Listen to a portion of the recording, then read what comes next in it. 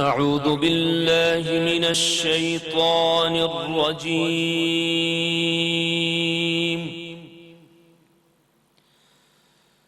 بسم الله الرحمن الرحيم.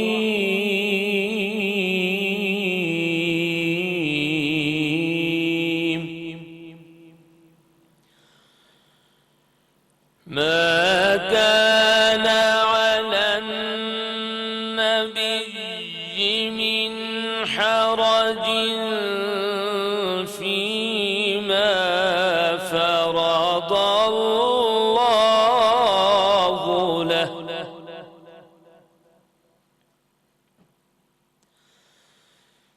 سنة الله في الذين خلوا من قبل، وكان أمر الله قدرا مقدورا.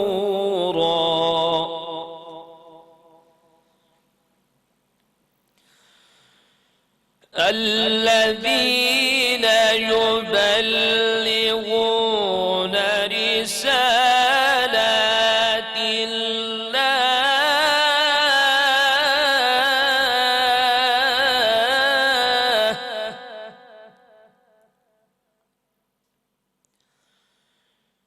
الذين يبلغون رسالات الله ويخشونه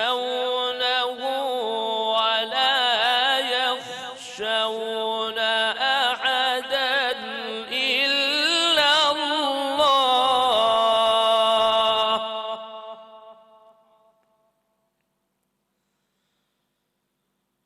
وكفى بالله حسيبا. ما كان محمد أبا أحد من رجالكم ولكن رسول الله،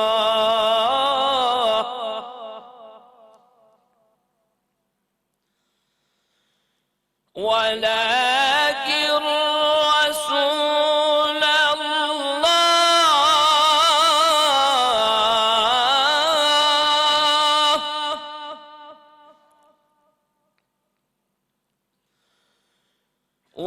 ولكن رسول الله وخاتم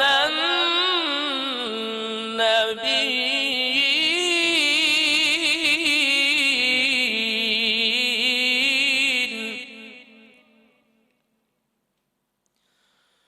وكان الله بكل شيء عليما. صدق الله العلي العظيم. سبحان اللہ. اعوذ باللہ من الشیطان الرجیم. بسم اللہ الرحمن الرحیم. باران رحمت. آج نیوز کی سحری ٹرانسمیشن میں ہوں آپ کا میزبان سید شہریار آسم. آج ہم 17ویں سحری کی نشست میں موجود ہیں اور اپنی نشست کا آغاز اس شعر سے کروں گا کہ دعا تو دل سے مانگی جاتی ہے زباں سے نہیں، دعا تو دل سے مانگی جاتی ہے زباں سے نہیں، قبول تو اس کی بھی ہوتی ہے جس کی زباں نہیں. اور نہیں مایوس میں اپنے خدا سے، اور نہیں مایوس میں اپنے خدا سے جب قسمت بدلتی ہے دعا سے. ہمارا آج کا موضوع دعا کی اہمیت اور فضیلت. کہتے ہیں کہ دعا انسان کی قسمت بدل دیتی ہے، اور آپ جو بھی دعا مانگتے ہیں وہ کبھی رائیگاں نہیں جاتی، وہ جمع ہوتی رہتی ہے. جب ہم نماز پڑھتے ہیں تو ہمیں کس طرح اپنے رب سے دعا مانگنی چاہیے؟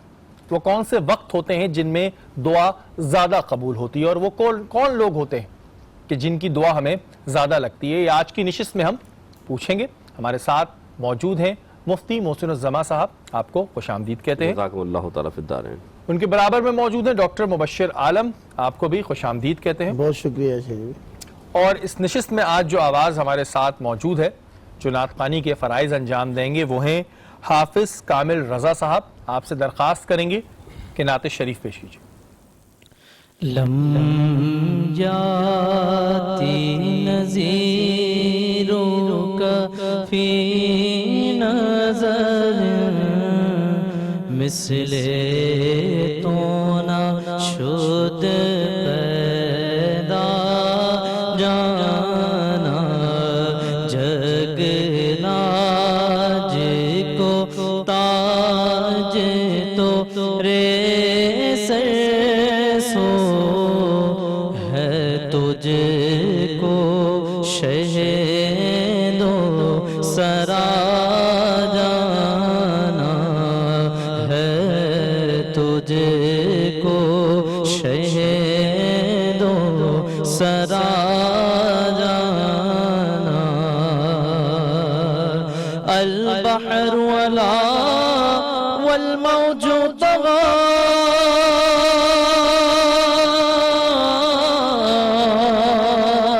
من بے کس طوفان ہوش روبا من بے کس طوفان ہوش روبا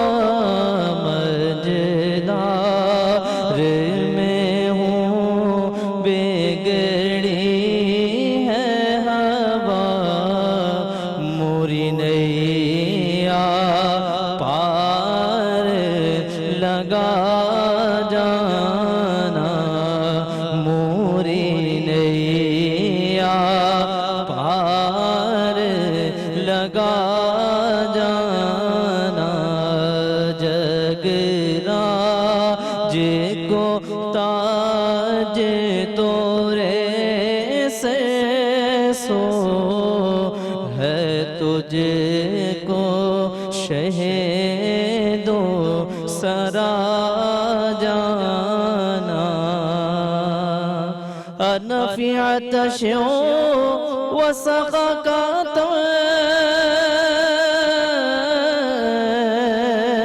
اے گے سوئے پاک عبر کرم اے گے سوئے پاک عبر کرم برسن ہارے رم جھم رم جھم دو بوندے ادھر بھی گرا جانا دو بوندے ادھر بھی گرا جانا جگ راج کو تاج تو رے سے سو ہے تجھ کو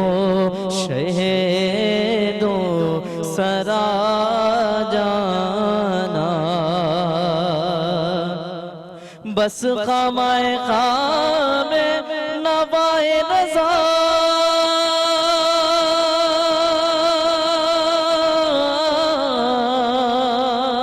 نہ یہ طرز میری نہ یہ رنگ میرا نہ یہ طرز میری نہ یہ رنگ میرا ارشاد احبا نعت قطع ناچار اس راہ پڑھا جانا. سبحان اللہ سبحان اللہ. کامل بہت خوب ماشاءاللہ, آپ کی آواز بہت اچھی خوبصورت ہے ماشاءاللہ. اور ماشاءاللہ آپ حافظ بھی ہیں, تو آپ ہمارے لیے بھی دعا کیجئے گا. اور کہتے ہیں کہ جب کسی سے دعا کا کہہ دیا جائے تو اس پہ فرض بھی ہو جاتی ہے, تو اپنی نمازوں میں اپنی دعاؤں میں مجھے یاد رکھیے گا. بہت شکریہ آپ کا. ہمارا آج کا موضوع دعا اور اس کی فضیلت، لیکن اس سے پہلے مفتی صاحب میں آپ سے ڈسکس کرنا چاہوں گا کہ آج 17ویں سحری ہے اور آج اسلام اور کفار کے بیچ میں پہلی جنگ ہوئی تھی، جب نہ مسلمانوں کے پاس ہتھیار تھے اور نہ اتنی افرادی قوت تھی، لیکن اللہ تعالیٰ نے اس جنگ میں ہمیں کامیابی نصیب فرمائی تھی۔ جنگ بدر کا واقعہ مختصراً بیان کیجیے۔ بسم اللہ الرحمن الرحیم۔ جیسے کہ آپ نے انٹرو میں شیری بھائی مختصر طور پہ آپ نے ہی واضح فرما دیا کہ یہ سب سے پہلے اسلام کا پہلا معرکہ تھا جو کفر اور ایمان والوں کے درمیان تھا، جس میں اللہ تعالیٰ نے مدد و نصرت فرمائی اور ایمان والوں کو فتح یابی عطا فرمائی۔ فتح یابی سے ہم کران ہونے سے پہلے سب سے پہلے اگر دیکھا جائے کہ اس جنگ کے اندر جو صحابہ کرام جو اللہ کے رسول صلی اللہ علیہ وسلم کے شانہ بشانہ حضور کی خدمت میں جنگ کے لیے جا رہے ہیں، تو تعداد صرف 313 تھی۔ 313 تعداد، اور ہتھیار اگر دیکھے جائے تو ہتھیار نہ ہونے کے برابر تھے۔ کسی کے پاس اگر کوئی کہتے ہیں کہ درخت کی ٹہنی تھی، کسی کے پاس چھڑی تھی، اور کسی کے پاس ٹوٹی ہوئی تلوار تھی، اور کسی کے پاس کچھ بھی نہ تھا۔ تو رسول اللہ سے ایک نے کہا یا رسول اللہ میرے پاس تو کچھ، حضور نے ایک درخت سے ٹہنی کی لی، یہ لو یہ تمہارا ہتھیار ہے۔ تو اب یہ حال تھا، یعنی کہ ظاہری طور پر کوئی مال و اسباب نہ تھا، لیکن دل میں ایمان تھا۔ سبحان اللہ، دل میں ایمان کی قوت تھی۔ اور ادھر 313 ہیں، وہاں 1000 کا لشکر ہے جو ساز و سامان سے لیس ہے، ہتھیار بھی موجود ہیں، سواری بھی موجود ہے، راشن پانی ہر چیز موجود ہے، اور یہاں نہ ان کے پاس کھانے کو کوئی ذرائع ہے نہ کچھ اور مطلب ہے۔ لیکن کس لیے؟ اللہ تعالیٰ کے رسول نے حکم دیا کہ کفار سے جنگ لڑنی ہے، اور انہوں نے اسلام کے خلاف نعرہ بلند کیا ہے، تو یہ صحابہ کرام حضور کی شانہ بشانہ لڑنے جاتے ہیں۔ اب کیا ہوتا ہے کہ صحابہ کرام موجود ہیں، جنگ بدر کا واقعہ ہونے والا ہے، حضور ایک دن پہلے ارشاد فرماتے کہ فلاں کافر اس جگہ گرے گا، فلاں کافر اس جگہ گرے گا، اور نام لے کے حضور نے بیان فرمایا۔ اور یہاں تک کہ اب اللہ کے رسول جب جنگ شروع ہوگی، وقت بڑا قلیل حصہ سے بتا رہا ہوں کہ جب جنگ شروع ہوتی ہے تو حضور اپنے حجرے پہ اللہ سے گریہ زاری کر رہے ہیں، یا اللہ اس جنگ میں ہمیں فتح یابی عطا فرما۔ دعا کر رہے ہیں، دعا کرے جا رہے ہیں، گریہ زاری دعا کرے جا رہے ہیں، اور ابو صدیق سنبھال رہے ہیں، آپ پریشان نہ ہو، اللہ ہماری مدد کرے گا، اللہ ہماری مدد کرے گا۔ پھر اللہ نے مدد کیا کی کہ اللہ نے آسمان سے فرشتے اتارے، اور وہ فرشتے اترتے ہیں، اور صحابہ کرام خود روایت فرماتے ہیں کہ ہم دیکھتے ہیں کہ جب ہم تلوار ابھی چلانا شروع کرتے ہیں اس سے پہلے کافروں کی گردنیں کٹ جاتی ہیں۔ سبحان اللہ۔ تو یہ حال تھا اس جنگ کا۔ تو رسول اللہ نے فرمایا مبارک ہو، اللہ تعالیٰ نے ہمیں فتح یابی سے ہمکنار کر دی، یعنی حضور کو اللہ تعالیٰ نے پہلے پیشن گوئی فرما دی، اور پھر فرشتوں کا نزول ہوا۔ اس طرح 1000 کا جو لشکر تھا وہ تباہ و برباد ہوا، اور مسلمان ایمان والے فتح یاب ہوئے۔ بات یہاں پر دو بات سمجھانے کی تھی کہ جنگ بدر پہلا معرکہ کفر کے درمیان اور ایمان والوں کے درمیان، لیکن اللہ کے رسول صلی اللہ علیہ وسلم کو جو اللہ نے نصرت عطا فرمائی وہ یہ تھا کہ صحابہ کرام کا ایمان کامل تھا کہ ہم ضرور جیت کر جائیں گے، نہ ساز و سامان تھا نہ کھانے کو، اور ادھر بھی مفتی صاحب ادھر بھی دعا کا عمل بالکل بیچ میں آیا کہ جب رسول اکرم صلی اللہ علیہ وسلم نے دعا کی تو اس دعا کا بھی نتیجہ، اور پھر کس طرح مسلمانوں کی مدد ہوئی۔ جب یہ واقعہ ہم سنتے ہیں تو ہمارے باخدا رونگٹے کھڑے ہونے لگتے ہیں، اور ایمان کی طاقت ادھر دکھتی ہے کہ ایمان کی طاقت کیا ہے۔ اگر ہم دنیا میں کوئی بھی کام کر رہے ہیں اور ہمارے پاس ایمان کی طاقت ہے تو یقین مانیں آپ کی بھی بالکل ایسی ہی مدد ہوگی۔ ڈاکٹر صاحب مجھے یہ بتائیے گا کہ دعا کہتے ہیں ہماری قسمت بدل دیتی ہے، آپ کے ساتھ کبھی زندگی میں ہوا ہے ایسا؟ بسم اللہ الرحمن الرحیم۔ خوبصورت ٹاپک دعا، نہ جانے کون دعاؤں میں یاد رکھتا ہے، نہ جانے کون دعاؤں میں یاد رکھتا ہے، میں ڈوبنے لگتا ہوں سمندر اچھال دیتا ہے۔ تو اگر ہم ایک دوسرے کے ساتھ نیکیاں کرتے رہے نا تو کبھی نہ کبھی کہیں نہ کہیں دعا ضرور کام آتی ہے، بالکل، اور دعا ڈھال بن جاتی ہے، خاص کر والدین کی دعا، بزرگوں کی دعا، اور مظلوم کی دعا۔ جو مظلوم ہو اگر وہ آپ کو دعا دے دے تو یہ سمجھ لیں کہ آپ کا بیڑا پار ہے۔ مسلم صاحب جیسا فرمایا تھا جنگ بدر کا، میں تو وہاں مجھے شرف حاصل ہوا ہے، میں وہاں تک گیا ہوں، اس میدان کی زیارت کی ہے میں نے، ماشاءاللہ، اور جہاں رسول مقبول صلی اللہ علیہ وآلہ وسلم کا خیمہ مبارک لگایا گیا تھا، حضرت ابوبکر بھی اس خیمے میں تھے، تو وہاں مسجد عریش تیار ہے۔ اور میں نے ان کے امام صاحب کی بھی زیارت کی. سبحان اللہ. اور بس مجھے ایک تھا کہ میں غزوہ احد جاؤں، کیونکہ 70ویں شریف میرے والد صاحب میری والدہ محترمہ منایا کرتے تھے ہر مہینے، تو یہ منسوب 70ویں شریف جو ہے ہر مہینے محفل ہوتی تھی، تو مجھے لگن تھی کہ میں وہاں جا کے ہو کر آؤں اور زیارت کر کے آؤں اس مقام کی، کہ جہاں ہمارے آقا نے فرما دیا تھا کہ فلاں کافر یہاں شہید ہوگا اور فلاں کافر یہاں شہید اور ہوگا. اللہ تعالیٰ نے آپ کی اس دعا کو پورا کیا. اور یہ بات بالکل ڈاکٹر صاحب نے صحیح کہی ہے کہ ہم زندگی میں جب کسی کے ساتھ کچھ اچھا کرتے ہیں تو ہمیں اللہ تعالیٰ یہ توفیق دیتا ہے کہ ہم اچھا کریں. تو آپ اس بندے سے امید نہ رکھا کریں، کیونکہ اگر اس نے آپ کو ایک دعا دے دی نا، دعا ایک ایسی چیز ہے آپ کو نہیں پتا کب کس کی کہاں لگ جائے، اور وہی دعا آپ کی زندگی بدل سکتی ہے. تو اس بارے میں ضرور سوچیے گا. یا وقت ہوا ایک بریک کا، بریک کے بعد حاضر ہوتا ہوں.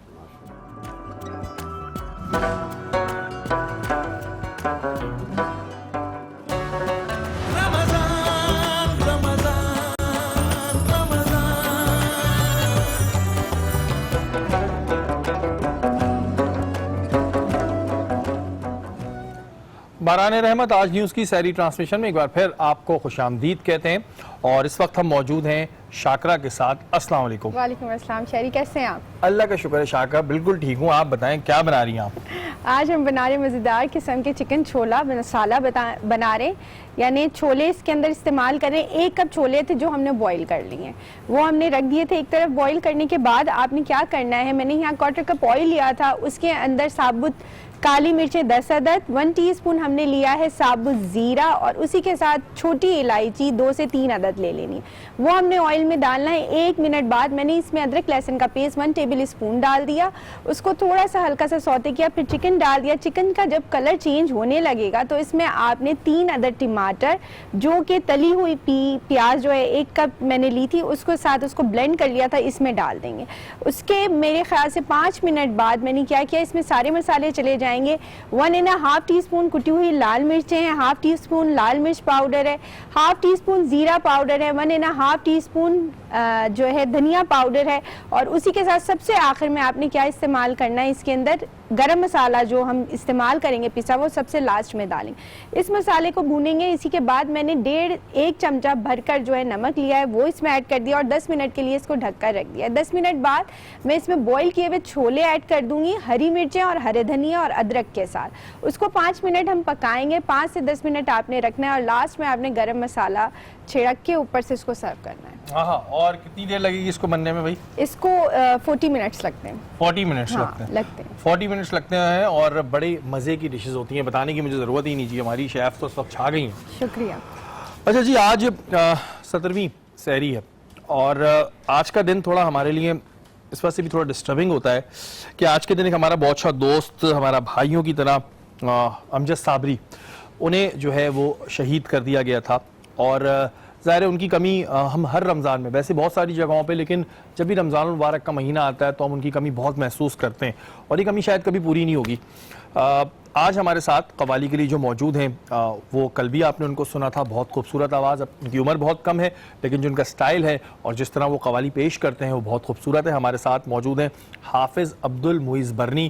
آپ سے درخواست کریں گے کہ امجد بھائی کی وہی قوالی جو ہم ہر رمضان سنا کرتے تھے. اللہ سبحان اللہ، بہت خوب.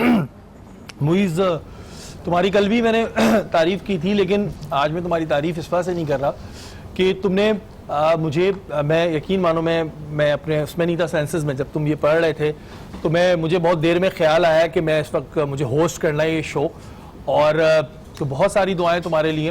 اللہ تعالیٰ تمہیں بہت خوش رکھے، آگے تم بہت ترقی کرو. ہم تمہیں یہی دے سکتے ہیں، اور دعا جو ہوتی ہے وہ کسی کی بھی لگ سکتی ہے. بہت خوبصورت.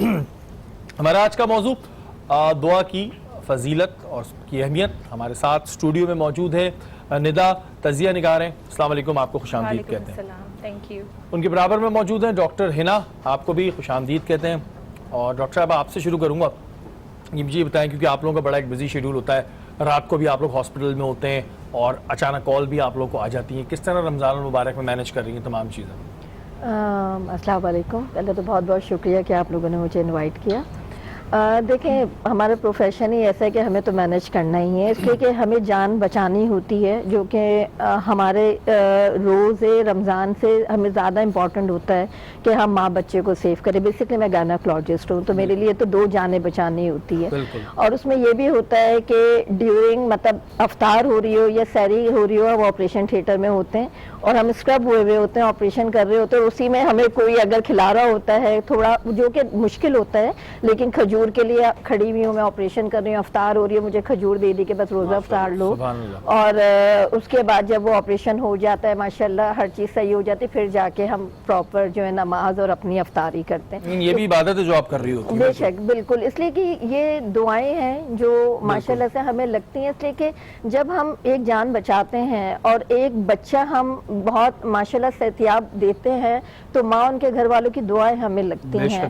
اور ہمیں اس وقت یہ نہیں ہوتا کہ ہمیں افطار کرنی ہے یا ہمیں سحری کرنی ہے اور ہم نہیں کر پائیں گے تو ہم پوری رات مطلب بھوکے رہیں گے، پورا دن ہمارا ایسا گزر جائے گا. اس وقت ہماری ایسا کچھ نہیں ہوتا، بس اس وقت ہمیں یہ ہوتا ہے، ہمیں فوکس ہوتا ہے کہ ہمیں اپنے پیشنٹ کو بچانا ہے.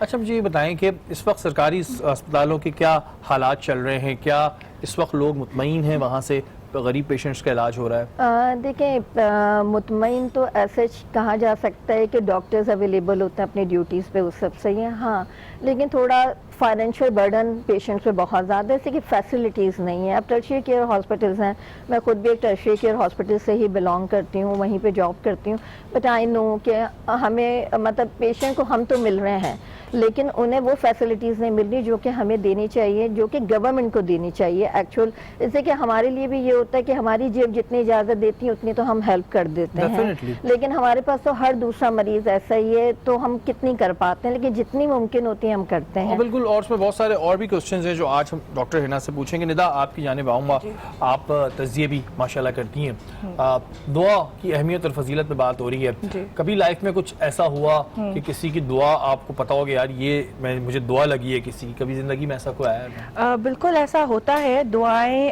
ایک تو آپ مانگتے ہو تو لوگ کہتے ہیں پتہ نہیں قبول ہوتی ہے یا نہیں ہوتی. میرے خیال میں تو دعا قبول ہوتی ہے، قبولیت کی گھڑی بھی ہوتی ہے. کہتے ہیں کہ غلطی سے بھی اس طرح کی کوئی بات نہیں کرنی چاہیے کیونکہ آپ کو نہیں پتا کہ قبولیت کی گھڑی کون سی ہوتی ہے اور آپ کے منہ سے ایسی کوئی بات نہیں نکل جائے یا کسی کے لیے کوئی بد دعا نہیں نکل جائے کہ کسی کے ساتھ کچھ برا ہو جائے. اور دعائیں میرے خیال سے جیسے کہتے ہیں نا خدا 70 ماؤں سے زیادہ محبت کرنے والا ہے. آپ ایک ماں سے بھی ضد کرو تو وہ بھی اگر اس ٹائم آپ کی ضد پوری نہیں ہوگی تو 1-2 دن کے بعد، 1 ہفتے کے بعد ایک ماں اپنے بچی کی ضد پوری کرتی ہے. تو اسی طرح سے دعا میرے خیال سے قبول ہوتی ہے، بس اس کا ایک وقت مقرر کر دیا گیا ہے، ابھی نہیں تو بعد میں، لیکن ہوتی ضرور ہے. ایسا ہوا کہ آپ کو لگا ہو کہ یار میری یہ دعا دیکھیں کیسے قبول ہوئی؟ کبھی کبھی ہوتی ہے نا ٹھک سے ہم نے کوئی دعا مانگی قبول. ہاں دیکھیں میں نے دعا مانگی کہ میں آپ کی سحری ٹرانسمیشن میں آ جاؤں اور میں یہاں آ گئی. یہ تو بہرحال آپ نے ایک الگ بات کی، لیکن بہرحال دعا کی جو ہے وہ اہمیت فضیلت اپنی جگہ ہے. اور جو بھی ہم دعائیں مانگتے ہیں، جو بھی چیز ہم اپنے رب سے مانگتے ہیں وہ ہماری ضرور تمنائیں پوری کرتا ہے. اور آج کے اس نشست میں میری یہ دعا ہے کہ اللہ تعالیٰ امجد بھائی کو جنت الفردوس میں اعلیٰ مقام عطا فرمائے اور ان کے گھر والوں کو جو ہے صبر کی تلقین دے. کیونکہ یہ چیز ایسی ہوتی ہے کہ جب بھی امجد بھائی کا نام آتا ہے تو ہمیں ایسا نہیں لگتا کہ وہ شہید ہو چکے ہیں، ہمیں ایسا لگتا ہے کہ جی امجد بھائی ہوں گے، پھر ہمیں خیال آتا ہے. تو یہ ایک چیز ہے، اللہ تعالیٰ انہیں جنت میں اعلیٰ مقام عطا فرمائے.